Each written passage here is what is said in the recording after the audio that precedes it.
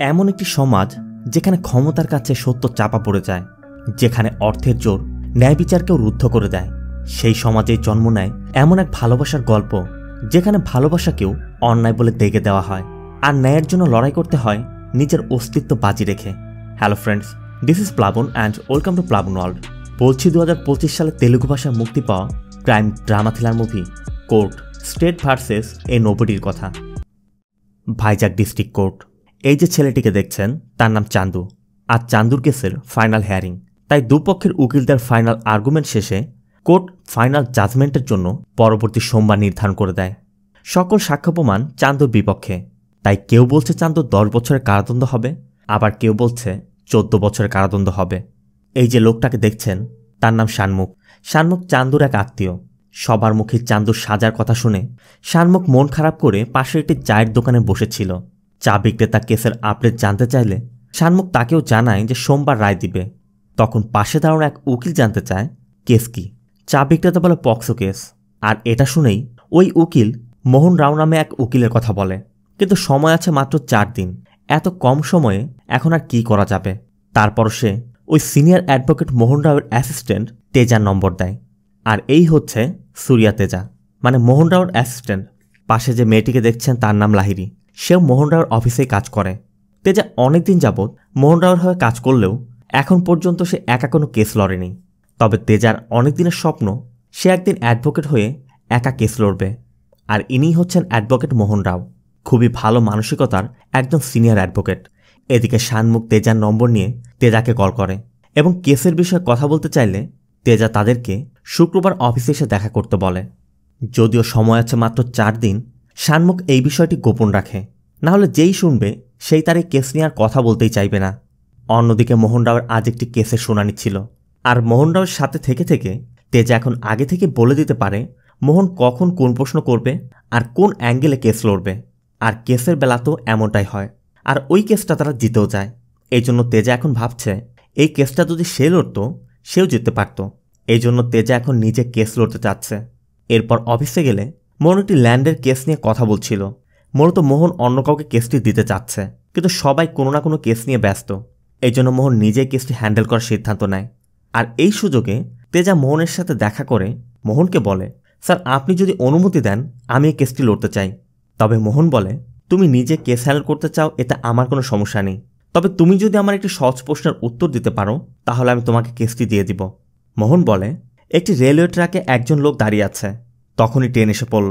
ওই ট্রেনকে অন্য ট্র্যাকে দেওয়ার জন্য একটি হ্যান্ডেলও আছে, কিন্তু অন্য ট্র্যাকেও 5 জন লোক আছে। এই পরিস্থিতিতে তুমি কি করবে? তেজা বলে, স্যার 5 জনের জীবন বাঁচাতে একজনের জীবন নেওয়া তো অন্যায় না, আমি 5 জনকে বাঁচাবো। কিন্তু উত্তর শোনার পর মোহন তেজার পিঠে হাত রেখে হাসি মুখেই চলে যায়। আর ওই রাতেই তেজা খুশিতে তার মাকেও কল করে জানায় যে তোমার ছেলে এখন আর নোটারি দেখবে না, তোমার ছেলে এখন থেকে কেস লড়বে। মোহন স্যার আমাকে কেস দিতে চেয়েছে। তবে পরবর্তী দিন কোর্টে আসলেও মোহন কেসের বিষয়ে কিছু বলছে না। তেজা কেসের কথা জানতে চাওয়া মাত্রই মোহন বলে, আসলে তুমি যে 5 জনকে বাঁচাতে চেয়েছিলে তারা একটি খুনের কেসের আসামি, এখন তুমি কাকে বাঁচাবে?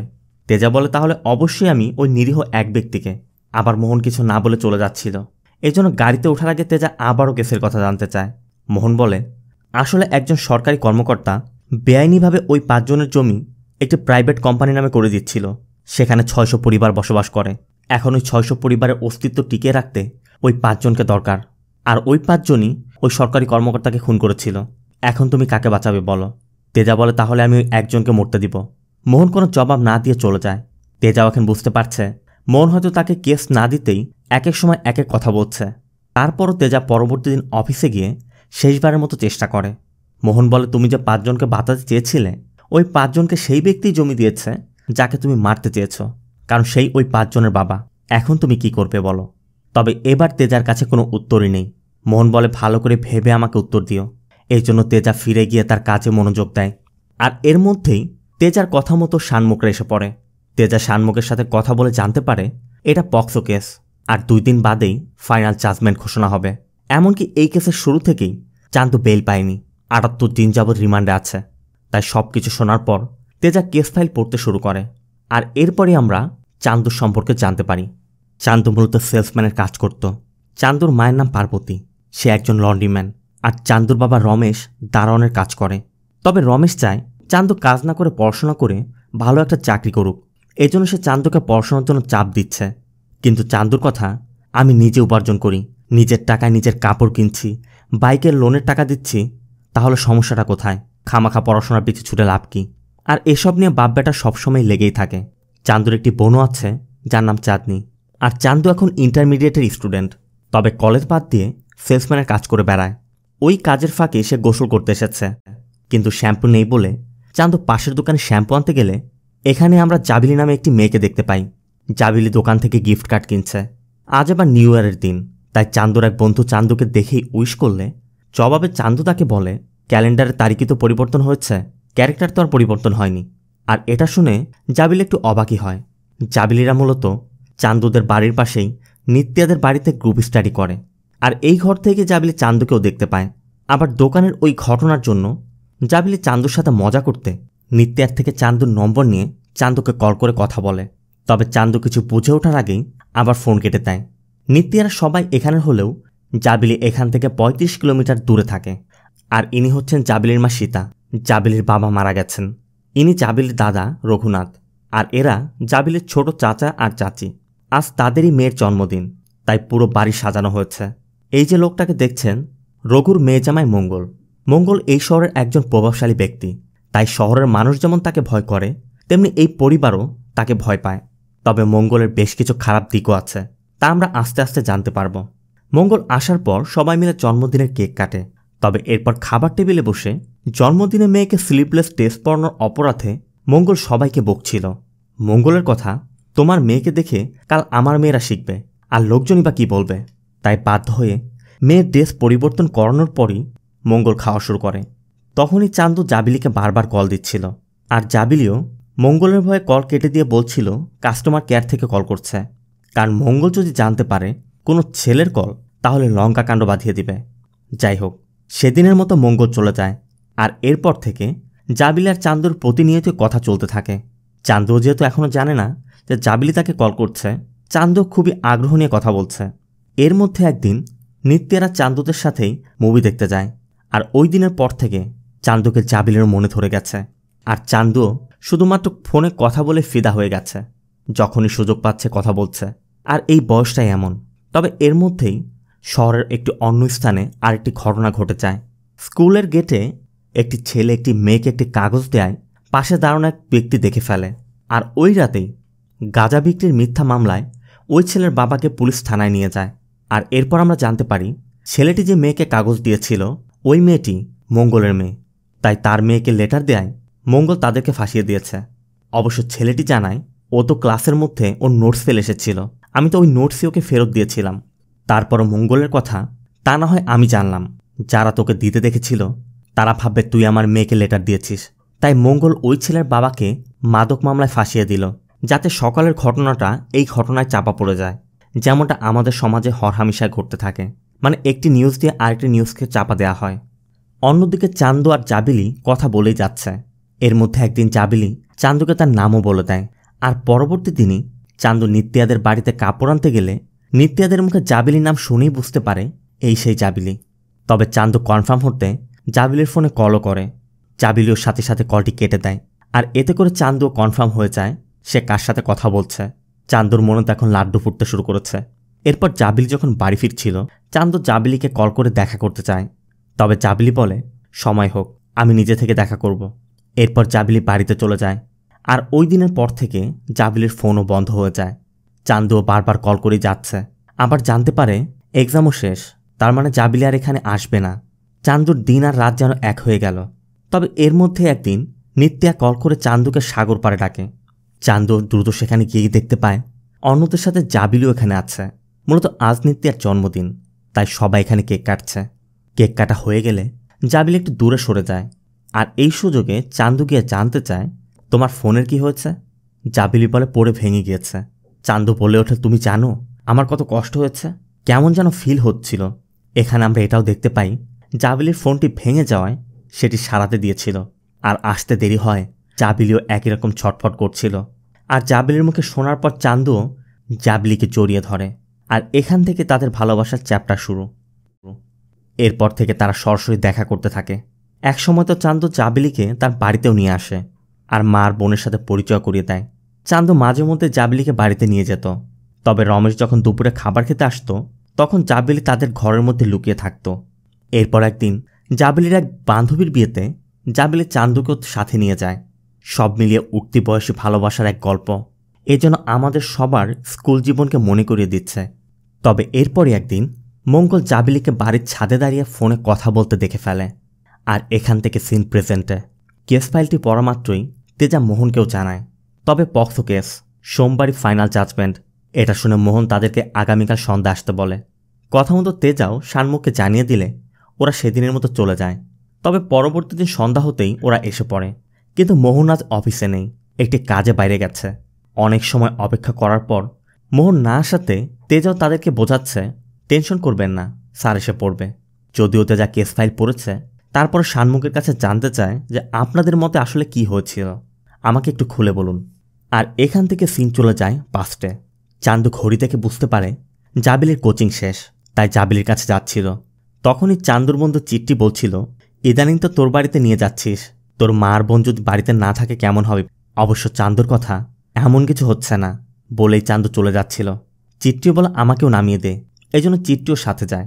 তবে চিট্টি একটি মেডিকেল শপে দাঁড়ায়। এদিকে জাবিলির কোচিং শেষ। জাবিলিও কল করে জানায় যে আমি তোমার অপেক্ষায় আছি। এরপর চান্দু জাবিলিকে তার বাড়িতে নিয়ে যায়। আর এর কিছুক্ষণ পর রমেশ খাবার খেতে আসলে জাবিলি তখন ঘরের মধ্যে গিয়ে লুকিয়ে পড়ে। কিন্তু এরপরে এমন এক ঘটনা ঘটে যা তারা কল্পনাও করেনি। মঙ্গল তার পুরো পরিবার এবং পুলিশ নিয়ে হাজির। রমেশ তো পুরোই অবাক। সবাই জানতে চাচ্ছে মেয়ে কোথায়। রমেশ জানতে চায় কোন মেয়ে, কার মেয়ে। তবে বাইরে উকি দিয়ে সবাইকে দেখার পর জাবিলিও নিজে থেকে বেরিয়ে আসে। জাবিলির বয়স এখন 17 বছর 10 মাস, তাই সে এখন মাইনর। আর বাবা মায়ের অনুমতি ছাড়া মাইনরকে নিয়ে আসাটা এক ধরনের ক্রাইম। এজন্য পুলিশ চান্দুকে ধরে নিয়ে যায়। আর মঙ্গলরা জাবিলিকে বাড়িতে নিয়ে যায়। তবে বাড়িতে ঢোকা মাত্রই মঙ্গল জাবিলিকে ইচ্ছামতো পেটাতে শুরু করে। কারণ মঙ্গলের কথা, তোর জন্য সমাজে আমাদের সম্মান নষ্ট হচ্ছে, তারা অনেক ছেলের সাথে। এখন এই পরিবারের মেয়েদেরকে কেউ বিয়ে করতে চাইবে? তখনই সিআই কল করে জানতে চায় ওর পরিবার এসেছে, ওর কি করব। মঙ্গল বলে কেস দিয়ে দাও। কিন্তু সিআইয়ের কথা, তার জন্য তো মেয়েকে থানায় আসতে হবে। ওর স্টেটমেন্ট নেয়ার পর সিদ্ধান্ত নেওয়া যাবে যে ওর বিরুদ্ধে কি অ্যাকশন নেওয়া যায়। এজন্য মঙ্গল জাবিলিকে থানায় নিয়ে যেতে চাচ্ছে। কিন্তু সীতা আর রঘু কিছুতেই জাবিলিকে থানায় নিতে দিবে না। তারা জাবিলিকে এসবের মধ্যে ইনভলভ করতে চাচ্ছেই না। এজন্য বাধ্য হয়েই মঙ্গল সিনিয়র অ্যাডভোকেট দামুকে নিয়ে থানায় চলে যায়। দামু হচ্ছে এই শহরের একজন প্রভাবশালী সিনিয়র লয়ার। আর মঙ্গলের বাবা একজন লয়ার ছিল। সেখান থেকেই দামুর সাথে তার সম্পর্ক। দামু মঙ্গলের কথা মতো চান্দুর বিরুদ্ধে sexual harassment, criminal force, blackmailing এবং সাথে পক্সোর চার্জও দিয়ে দেয়। কারণ জাবিলি যেহেতু এখনও আন্ডার 18, তাই পক্সোর কেস দিলে কেসটি একদম স্ট্রং হয়ে যাবে। যদিও সিআই বলছিল তার জন্য তো মেয়েকে কোর্টে স্টেটমেন্ট দিতে যেতে হবে। কিন্তু দামুর কথা, সেটা আমি দেখব, তোমার কাজ শুধু ওকে দিয়ে স্বীকার করানো বলেই দামু আর মঙ্গল চলে যায়। এদিকে থানার বাইরে চান্দুর বাবা মা সবাই বসে আছে। এটা দেখে এক কনস্টেবল এসে তাদেরকে বলে সন্ধ্যা নাগাদ তো ছেড়েই দিবে, একজন থেকে বাকিরা চলে যাও। কিন্তু তারা কেউই যাবে না, তারা চান্দুর জন্য অপেক্ষা করেই যাচ্ছে। অন্যদিকে চান্দুকে দিয়ে স্বীকার করাতে সেলের মধ্যে চান্দুকে টর্চার করা হচ্ছে। এদিকে মঙ্গলরা থানা থেকে ফিরেই ওই কমপ্লেন পেপারে সীতাকে সিগনেচার করে দিতে বলে। যদিও রঘুনাথ একটু ভেবে দেখতে বলছিল, তারপরও মঙ্গলের ভয়ে তাদেরকে মেনে নিতে হয়। সীতা বাধ্য হয়ে সিগনেচার করে দেয়। আর এরপরই চান্দুকে ম্যাজিস্ট্রেটের কাছে নেওয়া হয়। ম্যাজিস্ট্রেটও সব কিছু জানার পর চান্দুকে 14 দিনের রিমান্ডে দিলে সিআই চান্দুকে রিমান্ড হোমে রেখে থানায় ফিরে আসে। আর চান্দুর বাবা মাকে এফআইআর কপিটি ধরিয়ে দিয়ে একজন উকিলের সাথে কথা বলতে বলে দেয়। এজন্য পরবর্তী দিনই শানমুখ রাম নামে এক লয়ারের কাছে যায়। রাম কেস ফাইল দেখে 50,000 টাকা ফিসের বিনিময়ে কেসটি লড়তে রাজিও হয়। তবে কেসের প্রথম শুনানির দিনই দামু রামকে কিনে নেয়। দামু বলে, তোমার কাজ শুধু ফাইনাল জাজমেন্ট পর্যন্ত এই কেসটিকে টেনে নিয়ে যাওয়া, বাকিটা আমরা দেখব। শুরু হয় কেসের ট্রায়াল। চান্দুর বিরুদ্ধে অভিযোগ আনা হয়েছে মে মাসের 9 তারিখ দুপুর 12:30 জাবিলি যখন কোচিংয়ে যেতে বাস স্টপে অপেক্ষা করছিল, তখন চান্দু জাবিলিকে ভয় দেখিয়ে জোরপূর্বক তার বাইকে তুলে নিয়ে যায়। তবে স্থানীয় একজন দেখে জাবিলির পরিবারকে জানানো মাত্রই তারা পুলিশের আশ্রয় নিয়েছিল। সাথে দামুও বলে ও বেশ কিছুদিন যাবৎ ওই মেয়েটির পিছু করছিল। আর মেয়েটির সাথে ফিজিক্যাল রিলেশন করতে মেয়েটিকে মড ফটো আপলোড করা ভয় দেখিয়ে ব্ল্যাকমেইল করেছে। এজন্য কোর্ট চান্দুর বেল রিজেক্ট করে আবারও তাকে রিমান্ডে পাঠায় এবং পরবর্তী শুনানির দিন দামু সেই মেডিকেল শপের চিন্নারাওকে ডাকে, মানে চিট্টি যেদিন সেখানে গিয়েছিল। চিন্নারাও জানায় সেদিন চিট্টি তার থেকে কন্ডম কিনেছিল, আর চিট্টি তাকে বলেও ছিল সে চান্দুর জন্য কিনছে।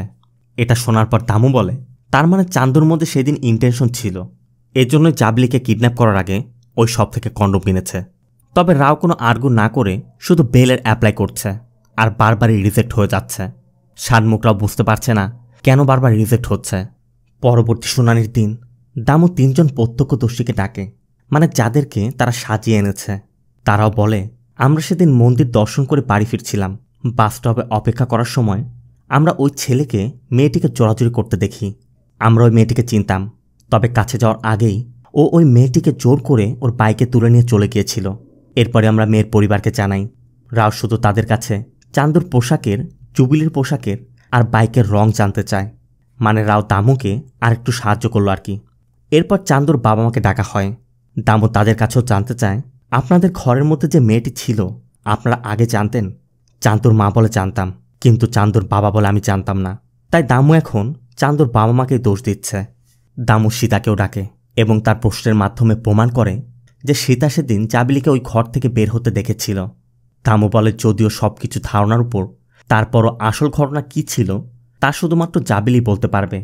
কিন্তু ওই ঘটনার পর জাবিলির মেন্টাল কন্ডিশন এতটাই খারাপ ওকে সাইকিয়াট্রিস্টের কাছে নিতে হয়েছে। আর ডক্টর প্রসাদকে ডাকলে ডক্টরও জানায় যে ওই দিনের ঘটনার শকে জাবিলি মানসিকভাবে ক্ষতিগ্রস্ত হয়েছে, ওর বাইপোলার ডিসঅর্ডার দেখা দিয়েছে, তাই ও কিছুতেই কোর্টে এসে ওর জবানবন্দি দিতে পারবে না। এই জন্য সব কিছু বিবেচনার পর কোর্টের ফাইনাল আর্গুমেন্ট হয়ে গেলে কোর্ট জাজমেন্টের ডেট দিয়েছিল। এই ছিল চান্দুর কেস। আর এরপরই শানমুখরা তেজার কাছে গিয়েছিল। সিন প্রেজেন্টে সব কিছু জানার পর তেজা মোহনকে কল করে এবং শানমুখদের কথা বললে মোহন বলে আজ তো দেরি হয়ে গেছে, তুমি ওদের কাল সকাল 10টার মধ্যে আসতে বলো, আমি এসে কেস ফাইল পড়ে দেখব।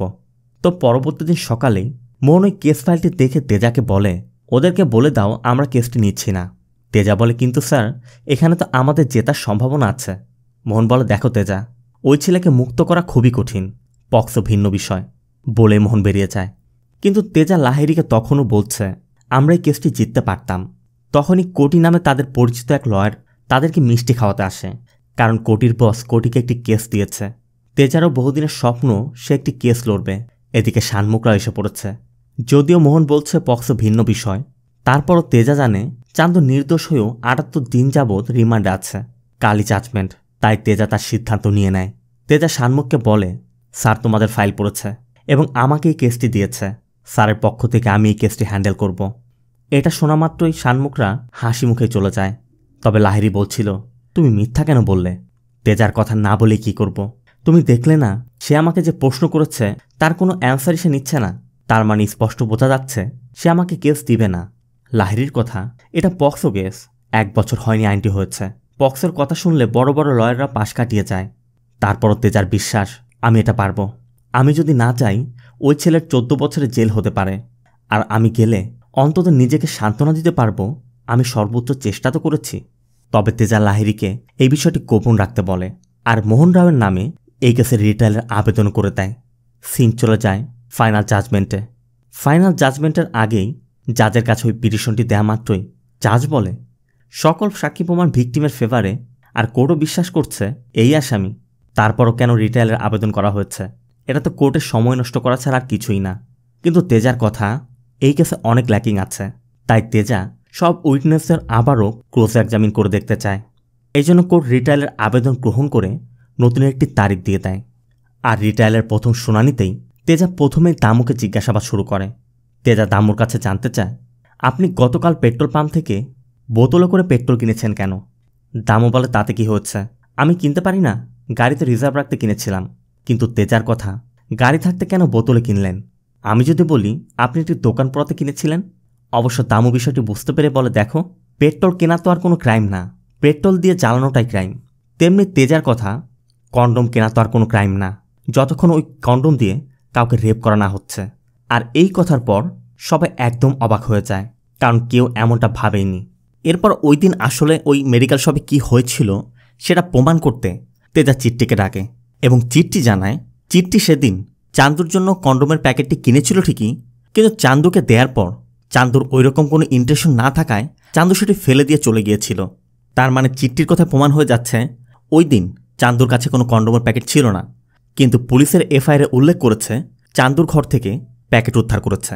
কন্ডোমের বিষয়টি এখানে ক্লিয়ার হয়ে গেল। এখন বাকি রইল ব্ল্যাকমেইলের কথা।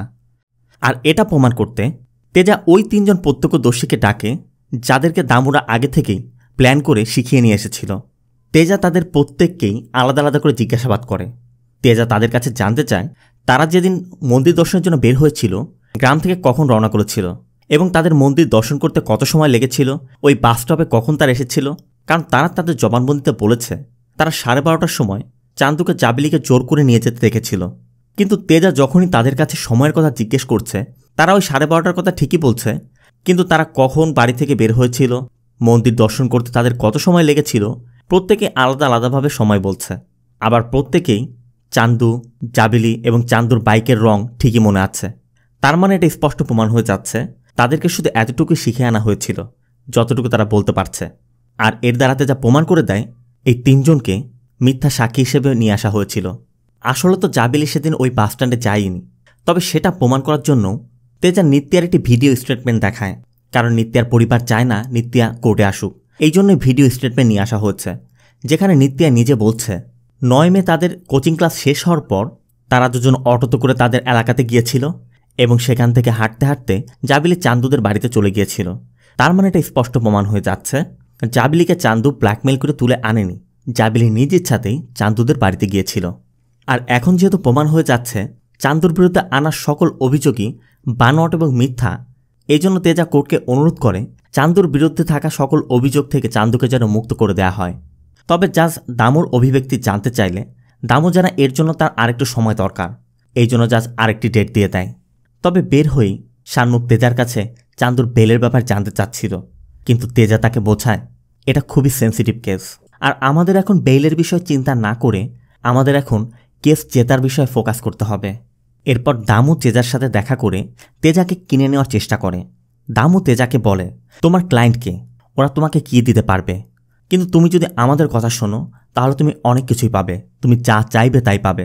কিন্তু তেজা দামুর এই প্রপোজালটি রিজেক্ট করে দেয়। আর এজন্যই দামু আর মঙ্গল পড়েছে এখন মহাচিন্তায়। মঙ্গলের কথা, যদি আমি এই কেসটি হেরে যাই তাহলে কেস হারলে আমার যে রেপুটেশন নষ্ট হবে আমি সেটা সহ্য করতে পারবো না, তাই যে কোনো মূল্যেই মঙ্গলের এই কেসটি জিততে হবে। আর এর জন্য মঙ্গলের কাছে আরেকটি পন্থা আছে। আর পরবর্তী শুনানির দিনই দামু প্রথমেই কোর্টকে একটি ভিডিও ফুটেজ দেখায়, আর এই ফুটেজই পুরো কেসটি উলটপালট করে দেয়। এখানে ফুটেজে দেখা যাচ্ছে জাবিলি তার বান্ধবীর বিয়ের অনুষ্ঠানে গিয়ে চান্দুকে নিয়ে একটি রুমের মধ্যে গিয়েছিল, আর ওই রুমের মধ্যে তারা 16 মিনিট অবস্থান করেছে। আর এখানেই প্রশ্নটা উঠছে। আর এই ভিডিও দেখিয়ে দামু বলে ভিকটিমের পরিবার 9 মে সকাল 10টার সময় এই ভিডিওটি পেয়েছিল, তাই তারা বুঝতে পারছিল না তাদের মেয়ের সম্মান বাঁচাতে আর তাদের পরিবারের সম্মান বাঁচাতে তারা কি করবে। এজন্যই তারা পুলিশের কাছে কমপ্লেন করেছিল, আর তাদের পারিবারিক সম্মান বাঁচানোর স্বার্থেই তারা এতদিন পর্যন্ত এই ভিডিওটি গোপন রেখেছে। সাথে দামু কোর্টকে এটাও বলে আগের যে চার্জশিট রেডি করা হয়েছিল সেখানে ভিডিওটির কথা উল্লেখ করা হয়নি, এজন্য সে ভিডিওর ব্যাপারে উল্লেখ করে নতুন একটি চার্জশিট দাখিল করতে কোর্টের কাছে কিছু সময় চেয়ে নেয়। আর কোর্টও নতুন একটি তারিখ দিয়ে দেয়।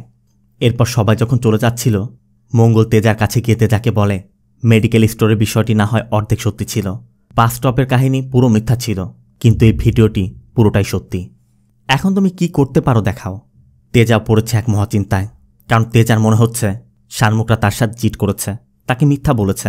অবশ্য শানমুখের কথা এই ভিডিওর বিষয়ে আমরাও জানতাম না, কিন্তু তেজা বলে ও তো জানতো, ও তো আমাদেরকে বলেনি। তেজা রাগ করে কেসের কাগজটি ধরিয়ে দিয়ে সেখান থেকে চলে যায়। এদিকে মঙ্গলরা এখন ভাবছে তেজা হয়তোবা আর পরবর্তী শুনানিতে ফিরে আসবে না। তবে এখন আপনাদের মনে প্রশ্ন জাগতে পারে মঙ্গলের কাছে এই ভিডিওটি কিভাবে এলো। চলুন তাহলে সেটাই জেনে আসি। মূলত বিয়ের দিন ওই কনের একটি নেকলেস চুরি হয়ে গিয়েছিল, আর সেই নেকলেসের তদন্ত করতে গিয়ে কনের বাবা মাধব সিসিটিভি ফুটেজ পর্যবেক্ষণ করে ওই ফুটেজটি দেখতে পেয়েছিল, যেখানে জাবিলি আর চান্দুকে একই রুমের মধ্যে ঢুকতে দেখা যাচ্ছে। আর এই ফুটেজটি দেখা মাত্রই মঙ্গলের মাথা গরম হয়ে যায়। তবে মঙ্গল বিষয়টি আরও ক্লিয়ারভাবে বোঝার জন্য সিআইকে কল করে জাবিলের ফোন রেকর্ড বের করতে বলে। আর মঙ্গলের কথা মতো সিআই জাবিলের ফোন কল রেকর্ড বের করে জানতে পারে চান্দুর নম্বর থেকেই জাবিলের নম্বরে সবথেকে বেশি কল আসে যায়। আর এখন মঙ্গল পুরো বিষয়টি ক্লিয়ার হয়ে গেছে। তাই মঙ্গল তার এক লোককে চান্দুকে ফলো করতে বলে আর আরেকজনকে জাবিলিকে ফলো করতে বলে। কথা মতো ওই দুই লোক জাবিলি আর চান্দুকে ফলো করতে করতে জাবিলিদের চান্দুদের বাড়িতে পৌঁছে যায়। আর মঙ্গলকে জানানো মাত্রই মঙ্গল জাবিলিদের বাড়িতে গিয়ে জাবিলির মা, দাদা, পুরো পরিবারকে নিয়ে চান্দুদের বাড়ির সামনে চলে আসে। আর এরপর বাড়ির সামনে দাঁড়িয়েই মঙ্গল সবাইকে ওই ভিডিওটি দেখায় এবং পুরো বিষয়টি ক্লিয়ার করে বলে। এতক্ষণে পুলিশও চলে এসেছে। আর এরপর যা যা হয়েছিল সেটা তো আমরা দেখেছিলাম। তবে শুধুমাত্র রঘুনাথের অনুরোধে ওই পরিবারের সম্মান বাঁচানোর স্বার্থেই মঙ্গল এতদিন ওই ভিডিওটি গোপন রেখেছে। কিন্তু এখন যখন দেখেছে ওই ভিডিওটি না দেখালে সে কেসটি হেরে যাবে, বাধ্য হয়ে সে কেসটি জেতার জন্যই ওই ভিডিওটি সামনে এনেছে। লাহিরিও কল করলে কিন্তু জানিয়ে দেয় আমি বাড়িতে চলে যাচ্ছি। তবে লাহিরিও বুঝতে পারে কিছু একটা সমস্যা নিশ্চয় হয়েছে। অন্যদিকে জাবিলির ওই ভিডিওটি প্রকাশ করে দেয় জাবিলির মা সীতা আর জাবিলির দাদা রঘুনাথ মঙ্গলকে বলছে যে ভিডিওটি প্রকাশ করার আগে একবার আমাদের সাথে আলোচনা করা উচিত ছিল। কিন্তু মঙ্গলের কথা, আমি ইচ্ছা করে ভিডিওটি প্রকাশ করেছি, কারণ একবার যদি আমি কেস হেরে যেতাম কেউ বলতো না সীতার মেয়ে কেস হেরেছে, কেউ বলতো না রঘুনাথের নাতনি কেস হেরেছে, সবাই বলতো মঙ্গল কেস হেরেছে। আর আমি সেটা কিছুতেই হতে দিব না। আমি কেন ভিডিওটি প্রকাশ করলাম আমাকে সেই দোষ না দিয়ে ওই রুমের মধ্যে তোমাদের মেয়ে কী করেছিল সেটা নিয়ে ভাবো বলে মঙ্গল সেখান থেকে চলে যায়। অন্যদিকে শানমুখরা একজন উকিলের সাথে এই বিষয়ে আলোচনা করলে সে শানমুখদের বলে এখন শুধুমাত্র একটাই উপায় আছে, আর সেটা হচ্ছে কেস উইথড্র করা। এই জন্য তোমরা ভিকটিমের পরিবারের সাথে কথা বলতে পারো, তাদেরকে যদি কম্প্রোমাইজ করতে পারো তাহলে তোমাদের ছেলেকে তোমরা বাঁচাতে পারবে। এই জন্য তার কথা মতো চান্দুর পরিবার জাবিলিদের বাড়িতে যায় এবং জাবিলির মা এবং দাদাকে যথাসাধ্য বোঝানোর চেষ্টা করে। কিন্তু তাদের আসার খবর পেয়ে মঙ্গল এসে পড়ে। তখন চান্দুর বাবা এবং মা মঙ্গলের পা ধরে মঙ্গলকে অনুরোধ করছিল আমার ছেলের জীবনটা নষ্ট করবেন না, ওকে বাঁচতে দিন, দরকার হলে আমরা এই শহর ছেড়ে চলে যাব, কোনোদিন আপনাদের চোখের সামনে আসবো না। কিন্তু মঙ্গলের মন এতটাই পাথর, বিন্দু মাত্র তার মন গলছে না। মঙ্গল কুকুরের মতো দূর দূর করে তাদেরকে বের করে দেয়।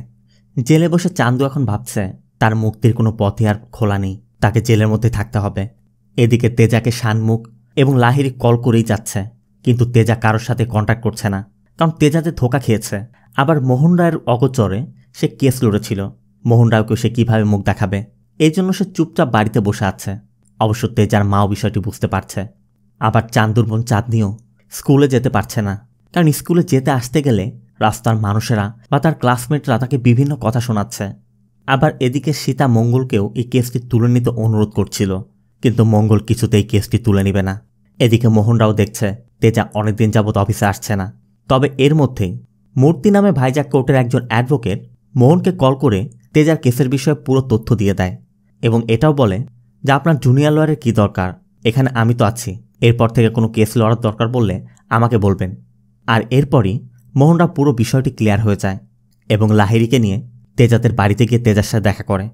মোহন তেজাকে বলে দেখো তেজা, আমি সবই জানতে পেরেছি, তুমি অফিসে কেন আসছো না, তুমি আমাকে খুলে বলো কোথায় সমস্যা। তেজা বলে আমি আপনাকে ধোঁকা দিয়ে কেস লড়তে গিয়েছিলাম, কিন্তু আমি নিজেই ধোঁকা খেয়ে ফিরেছি, আমি লয়ার হিসেবে একদমই ফিট না, আমার দ্বারা ওকালতি হবে না।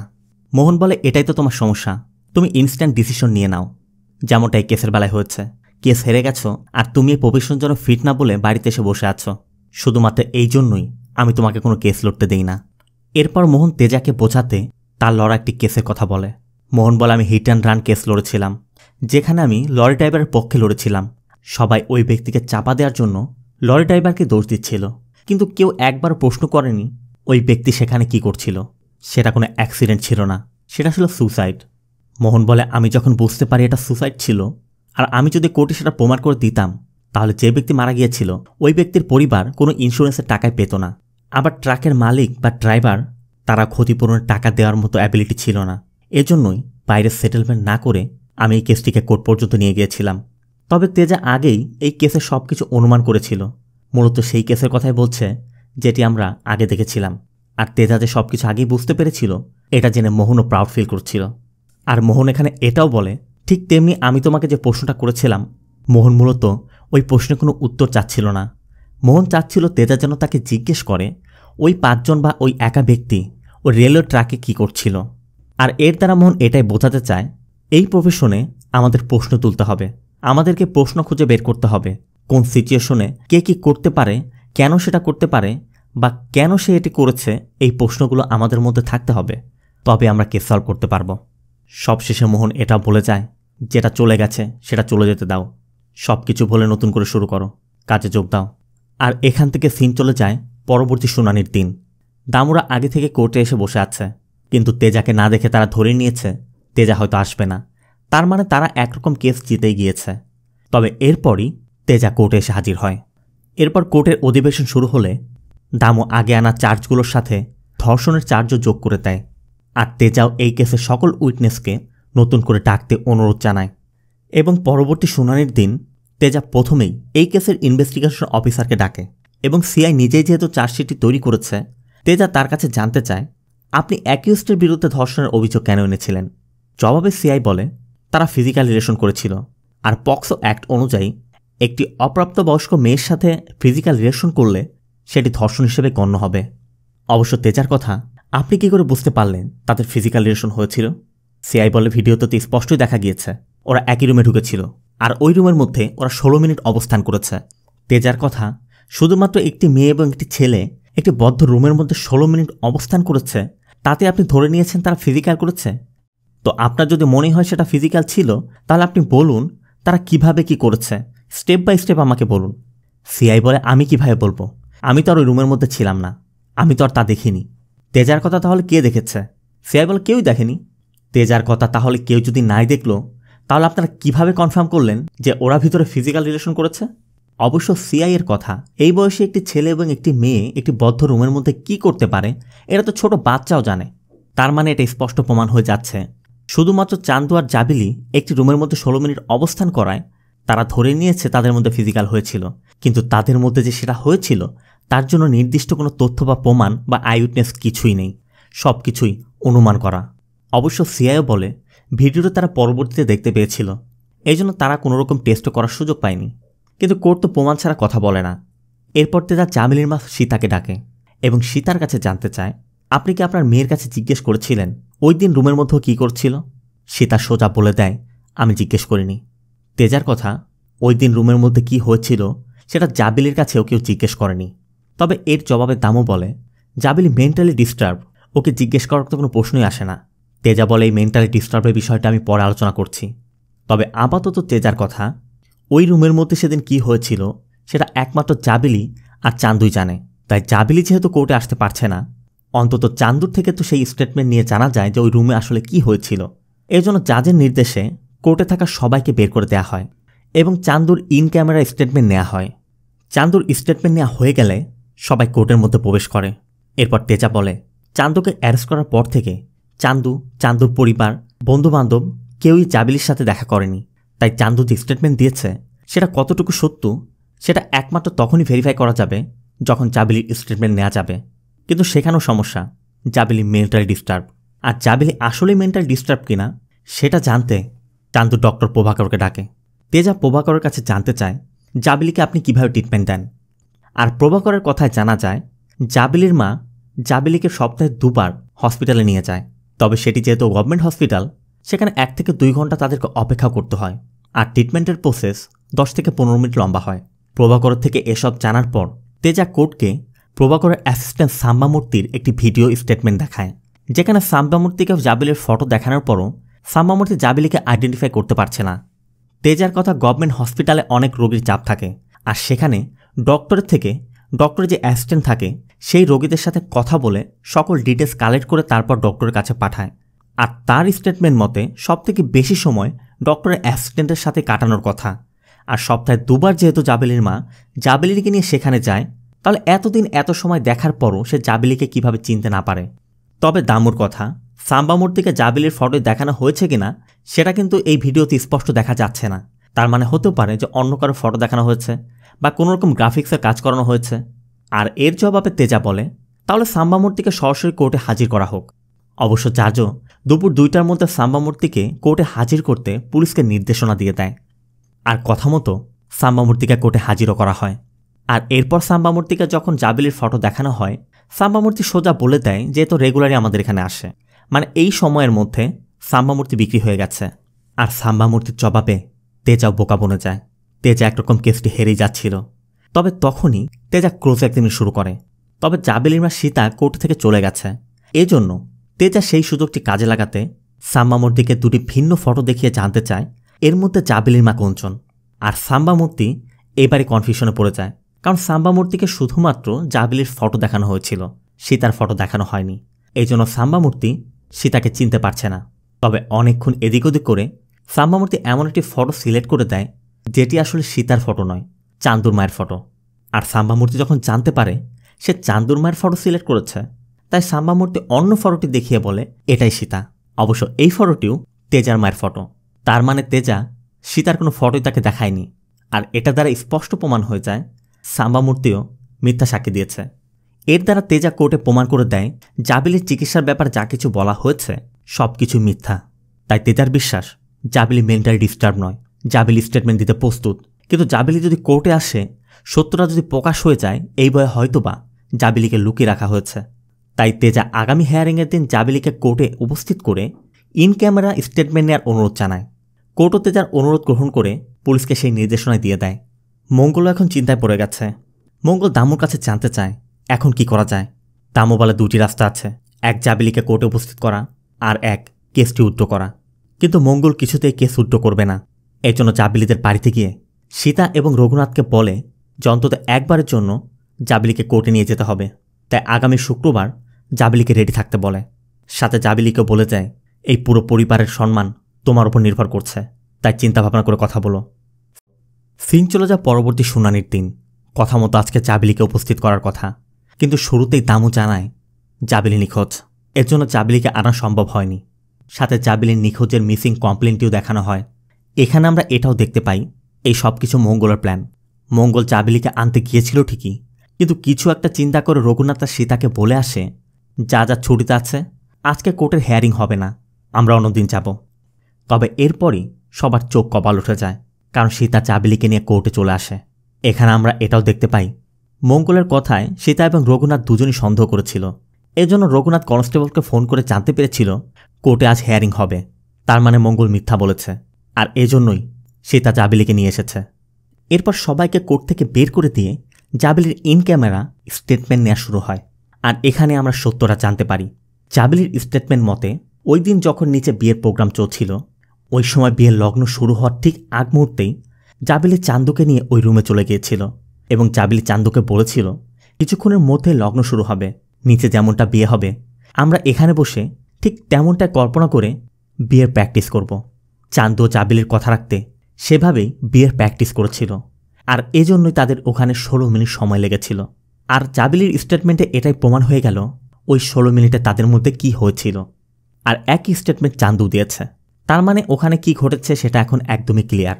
আর এখানে এটাও দেখানো হয় গতদিন সীতা কোর্ট থেকে ফিরেই ওই রুমে কি হয়েছিল জাবেলির কাছে জানতে চাইলে জাবেলি সীতাকেও সত্যিটা খুলে বলেছিল।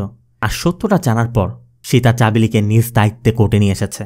আর এটাও প্রমাণ হয়ে গেল চান্দুর বিরুদ্ধে মিথ্যা অভিযোগ আনা হয়েছিল। আর এই সব কিছু ছিল শুধুমাত্র ব্যক্তিগত প্রতিহিংসার কারণে। আর জাবেলির যেহেতু 18 বছর পূর্ণ হয়নি, তাই পক্সো অ্যাক্টকে কাজে লাগিয়ে চান্দুকে ফাঁসানোর প্ল্যান করা হয়েছিল। একজন সাধারণ ওয়াচম্যানের ছেলে মঙ্গলের মতো বড় ব্যক্তির পরিবারের একটি মেয়ের সাথে রিলেশনে জড়িয়েছে, এটা মঙ্গল কিছুতে সহ্য করতে না পেরে তার প্রভাব এবং অর্থকে কাজে লাগিয়ে নিরপরাধ চান্দুকে ফাঁসিয়েছে। তেজা কোর্টকে এটাও বলে 9 তারিখ থানার বাইরের একটি এটিএম থেকে মঙ্গল 25,000 টাকা উইথড্র করেছিল, আর ওই টাকা দিয়ে সে সিআইকে কিনে নিয়েছিল। আবার সব কিছু জানার পরও লক্ষ টাকা ফিস নিয়ে দামুর মতো একজন সিনিয়র লয়ার 19 বছরের একটি ছেলে এবং 17 বছরের একটি মেয়ের ভালোবাসার গল্পকে রেপ কেসে রূপান্তর করেছে। এরপর কোর্ট সকল সাক্ষ্য প্রমাণের ভিত্তিতে চান্দুকে মুক্তি দিয়ে দেয়। সাথে পুলিশকেও ওই থানার সিআইয়ের বিরুদ্ধে ইনকোয়ারি করার নির্দেশ দেয়। আর টাকা এবং ক্ষমতা কাজে লাগিয়ে মঙ্গল যে ক্রাইমটি করেছে সেজন্য মঙ্গলের বিরুদ্ধে কেস করার নির্দেশনা দেয়। তেজাও চলে যাচ্ছিল, কিন্তু নিঃস্বার্থভাবে চান্দুকে বাঁচানোর জন্য চান্দু দৌড়ে এসে তেজাকে জড়িয়ে ধরে। অন্যদিকে মঙ্গলকে পুলিশ নিয়ে যাচ্ছে। তখন মঙ্গল সীতাকে বলছিল আমি ভেবেছিলাম আমার সম্মানই তোমাদের সম্মান, তোমরাই আমার সাথে পল্টি নিলে। বলা মাত্র সীতা মঙ্গলকে একটি চর মেরে দেয়। তবে মঙ্গলও বলে যায় আমি সব কিছু দেখে নিব। সিং চলে যায় কয়েকদিন পর। চান্দু এখন সেলসম্যানের কাজে না গিয়ে তার বাবার কথা মতো কলেজে যাচ্ছে, কারণ চান্দু রিয়েলাইজ করতে পারছে তাকে শিক্ষিত হতে হবে, তার বাবার কথা রাখতে হবে। অন্যদিকে জাবেলিকে পার্মানেন্ট কোচিংয়ে দেওয়ার জন্য সীতা জাবেলিকে নিয়ে কোচিং সেন্টারের উদ্দেশ্যে বেরিয়ে যাচ্ছে। আবার কেসটি জেতার পর এতদিন পর তেজা অফিসে এসে মোহনের সাথে দেখা করে এবং বলে, স্যার আপনার অ্যাসিস্ট্যান্ট কেস জিতেছে। কিন্তু মোহনের কথা, আমার অ্যাসিস্ট্যান্ট তেজা নয়, অ্যাডভোকেট তেজা কেস জিতেছে। অন্যদিকে চান্দু যখন কলেজে যাওয়ার জন্য বাস স্টপে অপেক্ষা করছিল, চান্দু লক্ষ্য করে চাবিলি অপর পাশে বাসের জন্য অপেক্ষা করছে। আর এরপরই তারা দুজন মুখোমুখি হয়। চান্দু ও চাবিলিকে জড়িয়ে ধরে। সত্যিকার ভালোবাসলে যত বাধা বিপত্তি আসুক না কেন, ভালোবাসার মানুষকে কখনই আলাদা করতে পারে না। তাদের ভালোবাসা কখনই নষ্ট হয় না। সেটা হোক না ছেলেবেলার ভালোবাসা বা হোক না বৃদ্ধ বয়সের ভালোবাসা, তো ভালোবাসাই। মুভিটি কেমন লাগলো কমেন্টে জানাবেন। আর ভিডিওটি ভালো লাগলে ভিডিওতে লাইক দিয়ে চ্যানেলটিকে সাবস্ক্রাইব করতে একদম ভুল করবেন না। দেখা হবে অন্য কোনো মুভি বা সিরিজের এক্সপ্লেনেশন ভিডিওতে। ততক্ষণ সব ভালো থাকবেন, সুস্থ থাকবেন। আল্লাহ হাফেজ।